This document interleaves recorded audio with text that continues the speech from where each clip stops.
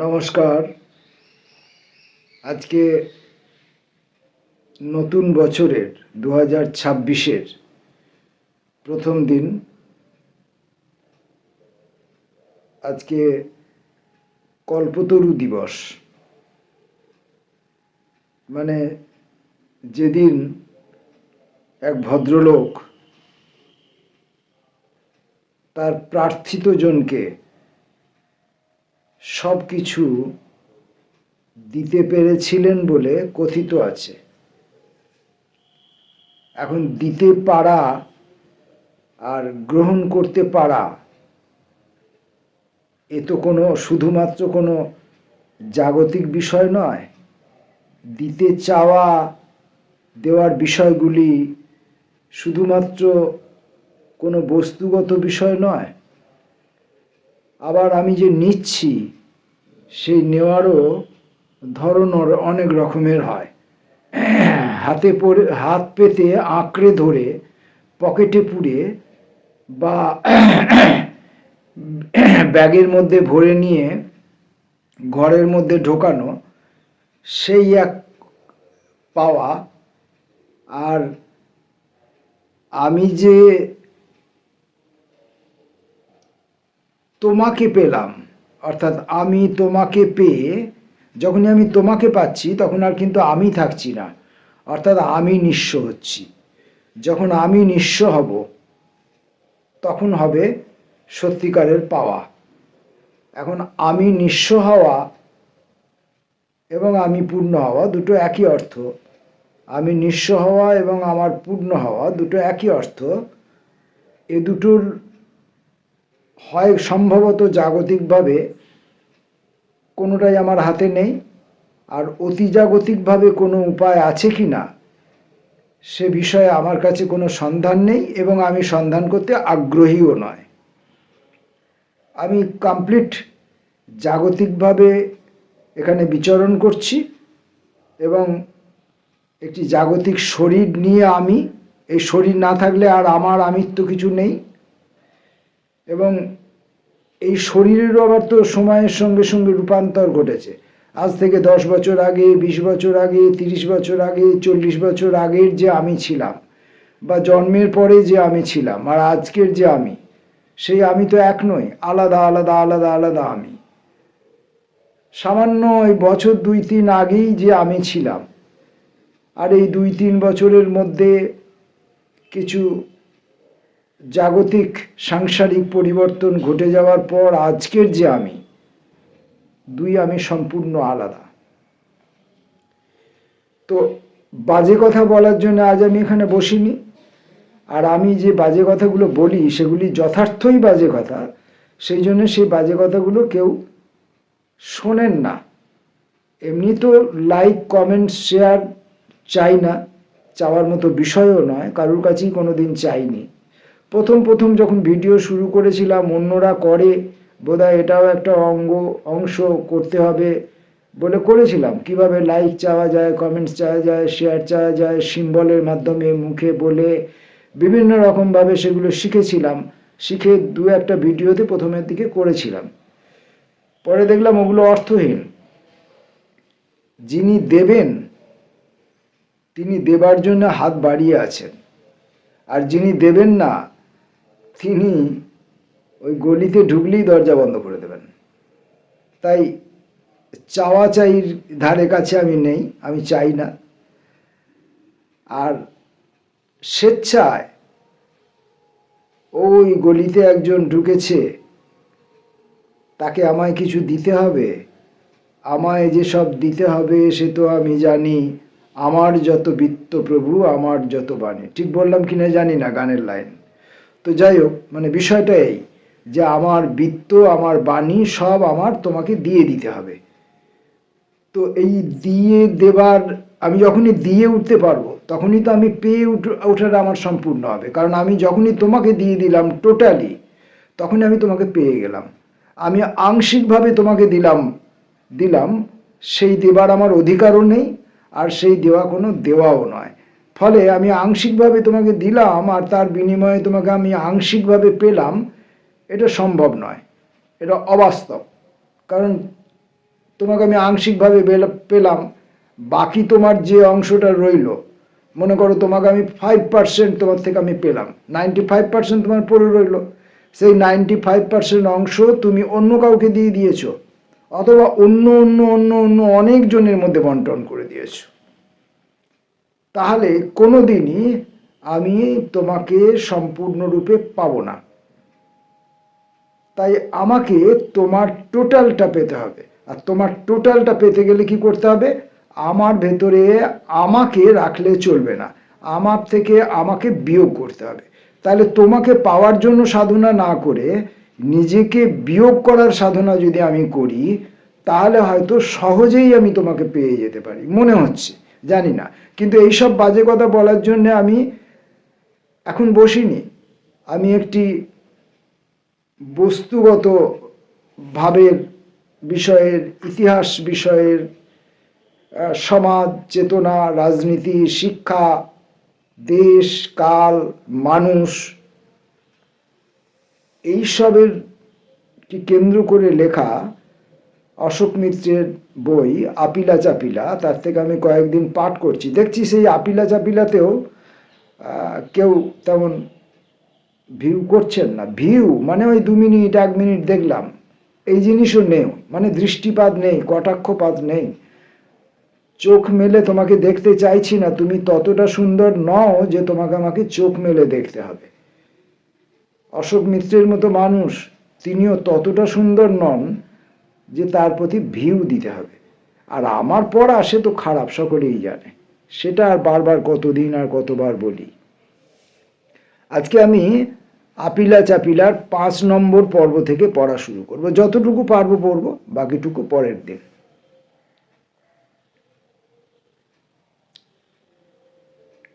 এতক্ষণ যার কথা বলিনি, অথচ যিনি আমার ভবিষ্যৎ জীবনচর্চার অন্যতম প্রধান নিয়ামক, তিনি অমিয় কুমার দাশগুপ্ত। অর্থনীতির তত্ত্ব নিয়ে তার মতো তন্নিষ্ঠ গবেষণা ইতিপূর্বে আমাদের দেশে কেউ করেননি। তার চেয়ে দক্ষতর শিক্ষকও আমি দেশে বিদেশে কোথাও পাইনি। তার বিদ্যা ও পড়ানোর উৎকর্ষ ঢাকা বিশ্ববিদ্যালয়ে প্রবাদ প্রতিম হয়ে দাঁড়িয়েছিল। দশকের পর দশক ধরে তিনি ঢাকায় প্রতিভাধর এন্তার ছাত্র তৈরি করেছেন। পরে কটকে র্যাভেনশা কলেজে, কাশী হিন্দু বিশ্ববিদ্যালয়ে এবং দিল্লিতে একই জ্ঞান চর্চার পরম্পরা চালিয়েছেন। মজার ব্যাপার হলো, বাংলার বিদগ্ধ মহলে প্রেসিডেন্সি কলেজ এবং সেই সঙ্গে কলকাতা বিশ্ববিদ্যালয় ছাড়া অন্য কোনো গীত নেই। 1-2 পণ্ডিত প্রবণ এমনটাও দাবি করেছেন, প্রেসিডেন্সি কলেজই বাংলা, বাংলাই প্রেসিডেন্সি কলেজ। ইত্যাকার দাবি আসলে এক ধরনের কুপমণ্ডুকতা, পৃথিবীকে জানবার, চেনবার, বোঝবার জন্মগত অক্ষমতা। মাত্র কদিন আগে এক বাংলা দৈনিক রবিবাসরীয় বিভাগে মানুষ গড়ার কারিগর শিরোনামে এক মস্ত প্রবন্ধ ফাঁদা হয়েছিল। কিংবদন্তি শিক্ষকদের নিয়ে আলোচনার প্রয়াস। কলকাতা বিশ্ববিদ্যালয় এবং প্রেসিডেন্সি কলেজের বাইরে যেন পৃথিবীই নেই। বিদ্যাচর্চা ও শিক্ষকতাও অনুপস্থিত। শিক্ষকদের তালিকায় সত্যেন বসু প্রায় অনুপস্থিত, অনুচ্চারিত অমিয় দাশগুপ্ত মশাইয়ের নামও। সত্যেন বসু প্রায় 25 বছর ঢাকা বিশ্ববিদ্যালয়ে অধ্যাপনা করেছেন। তার বৈজ্ঞানিক প্রতিভার স্ফুরণ ও বিকিরণও ঢাকাতেই। 1945 সালের পর অবশ্য কলকাতা বিশ্ববিদ্যালয়ে চলে এসেছিলেন বছর 5-6 জন্য। তারপর শান্তিনিকেতন, জাতীয় অধ্যাপক হিসাবে বৃত হওয়া, রাজ্যসভার সদস্য। কিন্তু হলে কি হয়? সেই যে ঢাকা বিশ্ববিদ্যালয়ে গিয়ে একবার জাত খুইয়েছিলেন, তার পুনর্জয় করতে পারলেন না। কলকাতার বিদ্বজ্জনের কাছে তাঁর স্থান মেঘনাদ সাহার অনেকটাই নিচে। এই কলকাতা সম্পর্কে আমাদের জেলার লোকেদের যে অভিযোগ আছে, দেখুন, অশোক মিত্র ঢাকা নিয়েই তো অধিকাংশ, এতক্ষণ যতটা পড়েছি, ঢাকা বিশ্ববিদ্যালয় এবং ঢাকার মানুষ, ঢাকার দেশ, প্রকৃতি, সমাজ নিয়েই বেশিরভাগটা বলছেন, এখনো পর্যন্ত আমি যতটুকু পড়েছি। তো সেখানে কিন্তু তাঁদের প্রতি, ঢাকার প্রতি, সেই অঞ্চলের প্রতি কলকাতার অবিচারের কথা বলা হয়েছে। আমাদের জেলা স্তরে সে অবিচার তো আরো অনেক বেশি, সমস্ত বিষয়। অমিয় দাশগুপ্তের ললাট লিখন আরও শোকাবহ। পশ্চিমবাংলায় কচ্চিৎ কদাচিৎ একজন দুজন পণ্ডিত মানুষ ব্যতি রেখে কেউই তার নাম উচ্চারণ করেন না, অথচ তিনি জীবনের শেষ 12-14 বছর একাধিক্রমে শান্তিনিকেতনে কাটিয়েছেন। ওখানকার ছাত্র শিক্ষকদের সঙ্গে ঘনিষ্ঠ হবার চেষ্টা করেছেন। যে যখনই তার কাছে জ্ঞাতব্য কিছু জানবার জন্য গিয়েছেন, স্বভাব ঔদার্যে সমাদরে সেসব অনুরোধ আবদার রক্ষা করেছেন। এমনকি শান্তিনিকেতনে থাকাকালীনই নেভিতে নিজের মতো করে অন্তত 3টি তত্ত্বভিত্তিক গ্রন্থ রচনা করেছেন। সেসব গ্রন্থ বিদেশে প্রকাশিত ও বহু সম্বর্ধিত, কিন্তু পশ্চিমবাংলার নিথর ডোবায় তার কোনো অনুকম্পন অনুভূত হয়নি। আমার এটা প্রতীতি, তার চেয়ে শ্রেষ্ঠ অর্থনীতির শিক্ষক আজ পর্যন্ত ভারতবর্ষে জন্মগ্রহণ করেননি। একটু আগে যা বলেছি, জটিল তত্ত্ব সোজা করে বোঝানোর ক্ষেত্রে তার দক্ষতা অতুলনীয়। সামান্য সান্ত্বনা অমর্ত্য তার একটি গ্রন্থ অমিয়বাবুকে উৎসর্গ করেছেন। উৎসর্গের বয়ানে তার অকপট স্বীকারোক্তি, যিনি আমাকে প্রথম ধনবিজ্ঞানের মর্মবাণীতে দীক্ষিত করেছিলেন সেই অমিয় দাশগুপ্তকে। ধনবিজ্ঞানে আমার তেমন আগ্রহ কোনোদিনই ছিল না। আকস্মিকতার পরিণামে এবং কিছুটা দায়ে পড়ে এই শাস্ত্রে আলতোভাবে অনুপ্রবেশ করেছি। প্রথম সুযোগেই সেই চত্বর থেকে বিদায় নিয়েছি। এটা কিন্তু স্বীকার করতে তো ন্যূনতম দ্বিধা নেই। অর্থনীতি সম্পর্কে আমার যতটুকু জ্ঞান পুরোটাই অমিয়বাবুর শিক্ষকতার করুণা হেতু। ঢাকা বিশ্ববিদ্যালয়ে অধ্যাপক হিসেবে তাকে আদৌ পাইনি। আমরা পড়তে ঢোকার কয়েক মাসের মধ্যে তিনি অন্যত্র চলে গেলেন। কয়েক বছর বাদে কাশী হিন্দু বিশ্ববিদ্যালয়ে যখন MA পড়তে গেলাম, তখন থেকেই তার স্নেহ আমার উপরে অঝরে বর্ষিত হলো। শুধু বিশ্ববিদ্যালয়ের ক্লাস ঘরে নয়, দিনান্তে এবং ছুটির দিনে প্রত্যুষে দ্বীপ্রহরে তথা সায়ংকালে আলাপচারিতার মধ্য দিয়ে তিনি আমাকে অর্থনীতির রহস্যে প্রবেশ করিয়ে দিলেন। অমিয় দাশগুপ্তকে আমি নিজে ঢাকার শিক্ষক হিসেবে পাইনি, কিন্তু তার অধ্যাপনা যশ ঢাকার হাওয়ায় হাওয়ায় নন্দিত হতো। আমাদের আগে 2 দশক ধরে যে ছাত্রকুল বিদ্যা চর্চা করেছেন, তাদের মুখে লোকপ্রবাদের মতো ঘুরত। তখনকার তরুণতর শিক্ষকরা অনেকেই তাঁর ছাত্র, তাঁদের কাছেও সেই প্রবাদের উপর্যুপুরি অভিভূত উচ্চারণ শুনতাম। অথচ কলকাতা এবং তার আশেপাশে কেউই তেমন করে তাঁর নাম জানেন না, তার গ্রন্থাদির সঙ্গে পরিচয় নেই। বরঞ্চ হালে তার পুত্র এবং জামাতা সম্পর্কে, দুজনেই অর্থনীতিবিদ, অনেক বেশি আলোচনা অমিয়বাবু উজ্জয়ী থেকে যান। অবশেষে কি জানি কি মনে করে কয়েক দশক আগে পশ্চিমবাংলার একটি বিশ্ববিদ্যালয় থেকে তাকে সাম্মানিক ডিলিট ডিগ্রি দেওয়া হয়। শারীরিক অসুস্থতার জন্য তিনি সমাবর্তনে যেতে পারেননি, কিন্তু দীর্ঘ 2 বছরের মধ্যেও তাকে বিশ্ববিদ্যালয় থেকে সেই সম্মানপত্রটি পাঠিয়ে দেওয়ার ব্যবস্থাও করা হয়নি।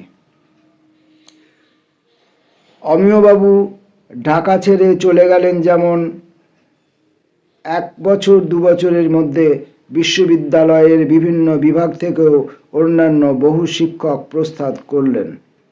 আসন্ন দেশভাগের অনিশ্চয়তা, অনেকেরই ভবিষ্যৎ চিন্তা একটু উচ্চকিত। ভাঙা হাট ঢাকা বিশ্ববিদ্যালয়ে আমরা পড়ে রইলাম। যারা চলে গেলেন তাদের অনুপস্থিতির পীড়নে আমরা বিচলিত। তাহলেও তখন যৌবনের দ্বার প্রান্তে দাঁড়িয়ে সাহিত্য, প্রেম, রাজনীতি, উন্মুখতা, বন্ধুবান্ধবদের সংখ্যা শাখা প্রশাখায় ক্রমশ বিস্তৃত। যাঁদের সঙ্গে শখের নিবিড় আলিঙ্গনে আবদ্ধ হয়েছিলাম, কালের রীতিতে তাঁরা কোথায় ছড়িয়ে ছিটিয়ে পড়েছেন, অনেকের সঙ্গেই পরে আর যোগাযোগ হয়নি। কেউ কেউ হয়তো ইতিমধ্যে এই পৃথিবী থেকেই অপসৃত। যে দুজন কলেজকালীন বন্ধুর সঙ্গে এখনো মাঝে মাঝে দেখা সাক্ষাৎ হয়, তাদের একজন সুনীল রঞ্জন বসু বাচ্চু, অন্যজন হরিসাধন চট্টোপাধ্যায়। বাচ্চুর বরাবরই লেখাপড়ার চেয়ে নৃত্যবাদ্যে অধিকতর উৎসাহ। শেষ পর্যন্ত ও বিএ ডিগ্রিও নেয়নি, তবে গিটারে নিমগ্ন থেকেছে। ঢাকা শহরে অনেক কিশোরী যুবতী মেয়েদের নিয়ে নাচের মোহরা করিয়ে অনুষ্ঠানে হাজির করেছে। এখন কলকাতায় স্থিত, একটা যেমন তেমন সরকারি কাজ থেকে অবসর নিয়ে সঙ্গীত চর্চায় সদা ব্যাপৃত ক্বচিৎ দেখা যায়। হরিসাধন দিল্লিতে বাণিজ্য মন্ত্রকে যোগ দিয়েছিলেন। অবসর না নেওয়া পর্যন্ত বেশিরভাগ সময় বিদেশের দূতাবাসে অতিবাহন করেছেন। এখন দিল্লিতে বাড়ি তুলেছে। তার কন্যা সুজাতা আমার বড় প্রিয়। এনায়েত করিমের কথা বলি। আমরা একই বছরের, আমি আর্মেনিটোলা স্কুলে, এনায়েত কলেজিয়েট স্কুলে। প্রবেশিকা পরীক্ষায়ও প্রথম হয়েছিল, আমি বেশ খানিকটা নিচে। তার কারণ অবশ্য বুদ্ধদেব বসু। প্রবন্ধের পেপারে তোমার প্রিয়তম বাংলা গল্প নিয়ে লিখতে বলা হয়েছিল। অকালপক্ষ আমি লিখেছিলাম রাধারানীর নিজের বাড়ি নিয়ে। খাতা দেখেছিলেন নিয়মনিষ্ঠ এক পণ্ডিত মশাই, 100-তে আমাকে মাত্র 49 দিয়েছিলেন। এনায়েত আইএ পড়াতে প্রেসিডেন্সি কলেজে চলে যায়, বিএ ক্লাসে ফিরে আসে ঢাকায়। ততদিনে সে ছাত্র ফেডারেশনের উৎসাহী কর্মী। ইতিহাস বিখ্যাত মধুর দোকানের সম্মুখবর্তী সংকীর্ণ মাঠে আমাদের সকাল থেকে সন্ধ্যা আড্ডা। একসঙ্গে বিএ পরীক্ষা দিলাম, আমি প্রথম, এনায়েত দ্বিতীয়। ছাত্র আন্দোলনের ফেরে পুলিশের হাতে ধরা পড়ে এনায়েত কিছুদিন কারাবাস করে এলো। জীবনের গতি ঘুরে যায়। কয়েক বছর বাদে এনায়েত পাকিস্তান ফরেন সার্ভিসে ঢুকলো, হল্যান্ডে গিয়ে হাজির হলো। আমিও তখন সে দেশে। আমাদের আড্ডা আবার জমল। 50-এর দশকের মাঝামাঝি কলকাতাস্থ পাকিস্তানের ডেপুটি কমিশনে ওর কয়েক মাস অধিষ্ঠান। দিল্লি থেকে আমার কলকাতায় এলেই আর এক দফা আমাদের আড্ডার বেপরোয়া ঋতু। বছর 10 বাদে, ততদিনে পাকিস্তান কিছু সময়ের জন্য কমনওয়েলথের বাইরে, এনায়েত নতুন দিল্লির দূতাবাসে উচ্চ পদে আসেন, সঙ্গে স্ত্রী হোসনা। কূটনৈতিক মানুষ, মেপে কথা বলা ইত্যাদি বাধ্য হয়ে রপ্ত করেছে, অথচ আমার সঙ্গে হৃদ্যতা বরাবরই তুঙ্গে থেকেছে। বাংলাদেশ মুক্তিযুদ্ধের সময়ে এনায়েত ওয়াশিংটনের দূতাবাস থেকে বেরিয়ে স্বাধীন বাংলাদেশ সরকারের প্রতি আনুগত্য ঘোষণা করে।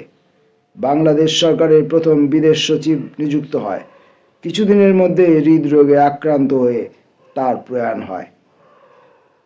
আমার অবসাদবোধের সীমা নেই। হোসনার সঙ্গে আমাদের যোগাযোগ তারপরেও অবশ্য অব্যাহত থেকেছে। হোসনা কলকাতায় আমাদের ফ্ল্যাটে এসেও থেকেছে। কয়েক বছর হলো সেও মায়া কাটিয়ে চলে গেছে।